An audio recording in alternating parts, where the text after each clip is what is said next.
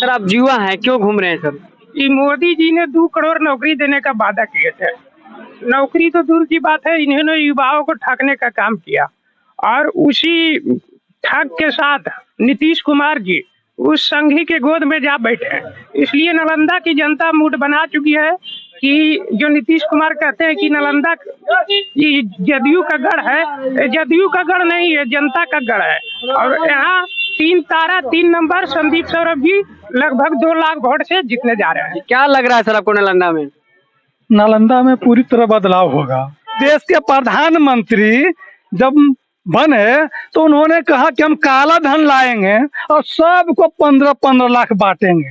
वो काला धन लाए और काला धन किसके पास है? जितना बीजेपी के बड़े बड़े लोग हैं उनके पास काला धन है, इसीलिए वो नाम उजागर नहीं कर रहे हैं। और क्या कर रहे हैं कि जो हमारे पूर्वज का देश आजादी के बाद हमारे देश के जो प्रधानमंत्री बने और जिसने देश को संजोगा और जो संपत्ति बनाया, जो पॉकेट मार का मतलब हो रहा है कि रेलवे उसको बेच देना, कि सबसे हमारे देश में सबसे ज्यादा बेरोजगारों को रोजगार मिलता था रेलवे में, तो उसको कैसे आरक्षण कैसे खत्म करना है?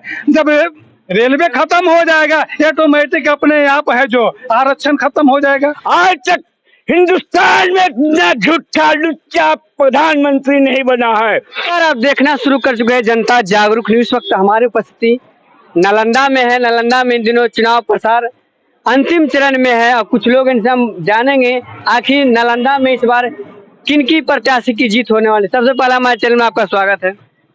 नालंदा सब दिन वामपंथ की भूमि रही है, यहाँ सब दिन वामपंथी विजयी हुए हैं। इस बार का जो चुनाव है बदलाव का चुनाव है, महागठबंधन और बीजेपी के साथ जनता के बीच में इतना प्रचार हो चुका है कि बीजेपी के जो महामहिम पीएम नरेंद्र मोदी है वह झूठा का सरदार है। आज तक हिंदुस्तान में इतना झूठा लुच्चा प्रधानमंत्री नहीं बना है, इसलिए अब समझ रहे हैं कि हमारी हार है। कहते 400 पार, अब कहते हैं 400 इधर, बाकी बचा 143 उधर। अब लड़ाई इसकी हो गई है कि हम सत्ता में आने जा रहे हैं इंडिया गठबंधन के लोग, इसलिए बौखलाहट है। बौखलाहट में पीएम मोदी, अमित शाह, क्योंकि झांसा नहीं चल सकता है। 2014 के चुनाव के पहले उन्होंने कहा था नौजवानों को फुसलाने के लिए कि हम सभी नौजवानों को प्रति वर्ष 2 करोड़ को एम्प्लॉयमेंट देंगे, नौकरी देंगे, लेकिन वह वादा झूठा रहा। उन्होंने कहा था कि किसानों की आय को दुगनी करेंगे, लेकिन आज तक किसानों की आय दुगनी नहीं हुई, बल्कि एकदम से किसानों की हालत दयनीय होते जा रही है। उन्होंने झूठ मूठ का किसान सम्मानित योजना चला दिया, हमें पैसा का 6,000 का किसानों को टॉफी देकर ठग रहा है। उन्होंने कहा था कि हम विदेश से ब्लैक मनी लाकर गरीबों के सभी हिंदुस्तान के सभी जनता के खाता में 15-15 लाख देंगे। वास्तव में विदेश में काला धन है। जब सिंगापुर का पेपर लिंक ने बताया ये इतना धन फलना फलना का है, तो लाले की बात क्या कहते हैं? नरेंद्र मोदी उन लोगों का नाम बताने से कतरा गए, आज तक नाम नहीं बता रहे हैं। और पूरे देश में आधी रात में जीएसटी लागू करके हम लोग को पैमाल कर दिया। आधी रात में जीएसटी लागू क्यों करते हैं? वही करना है, अंधेरे में ही करते हैं। अंधेरे में ही करेंगे, जनता सुतल रहेगा, नरेंद्र मोदी लागू कर दिए।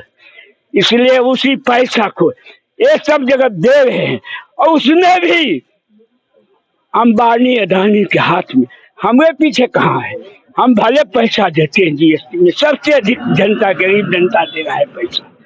इसलिए इस बार हम समझ रहे हैं कि बदलाव करके रहेंगे। हम लोग पीएचडी किए हुए हैं, पीएचडी के बाद उन्होंने क्षेत्र में आया है राजनीति में, राजनीति में अभी पालीगंज विक्रम का विधायक है, और पार्टी और इंडिया गठबंधन ने सबसे अच्छा सुजग उम्मीदवार बुझा के संदीप सौरभ है और वो प्रत्याशी बनाए गए हैं। हम उन्हीं को लेकर हम अपने संगठन के माध्यम से या गठबंधन के माध्यम से पूरे क्षेत्र में काम कर रहे हैं कि जिसमें संदीप सौरभ विजयी हो। इसी हार्दिक शुभकामना के हम सबों को लाल सलाम करते हैं, इनकलाब जिंदाबाद करते हैं। आपका परिचय सर? मेरा नाम अनिल कुमार पाल हुआ, यहीं के रहने वाले हैं। क्या लग रहा है सर आपको नालंदा में? नालंदा में पूरी तरह बदलाव होगा। बदलाव का कारण है कि जैसे अब लोग हर बच्चा जो पढ़े लिखे लोग बेरोजगार लोग हैं वो कहना शुरू कर दिए हैं कि जब हम ट्रेन पर जाते हैं तो पॉकेट मार कहता है, पॉकेट मार से सावधान। तो जिसके पास जहाँ पैसा रहता है वहाँ हाथ फेर देता है। तो उसी प्रकार पॉकेट मार समझ जाता है। हाँ, पॉकेट मार के किसका पैसा कहाँ कहाँ है।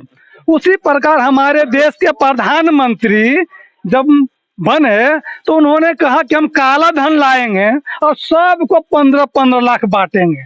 वो काला धन लाए और काला धन किसके पास है? जितना बीजेपी के बड़े बड़े लोग हैं उनके पास काला धन है, इसीलिए वो नाम उजागर नहीं कर रहे हैं।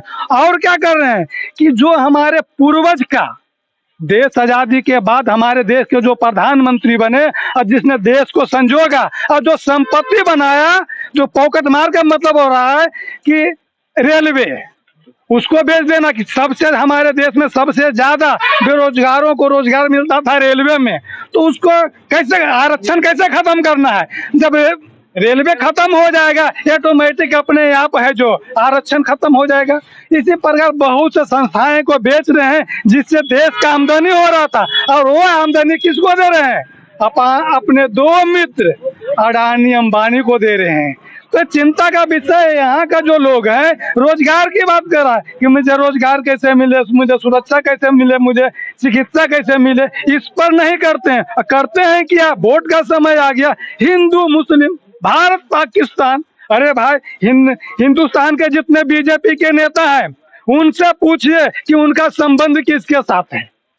जितने भी लोग हैं, बड़े बड़े लोग हैं, वो खुद पाकिस्तान में से उनका संबंध है, विदेशों से उनका संबंध है, और हम लोग को हिंदू मुस्लिम करके धर्म के नाम पे वोट लेते हैं। लेकिन यहाँ के नौजवान है वो हिंदू मुस्लिम इस सब में अब झांसे में आने वाला नहीं है। इनका सिर्फ यही कहना है कि जो हम लोग को रोजगार देगा हम उसके साथ हैं। और बिहार के पूर्व मुख्यमंत्री तेजस्वी यादव जो गांधी मैदान से लगभग 5 लाख लोगों को जो रोजगार दिया, तो बिहार के नौजवानों में एक संदेश किया कि अब मुझे महागठबंधन की जरूरत है। ये झांसे वाली सरकार से हम लोग को पेट भरने वाला नहीं है।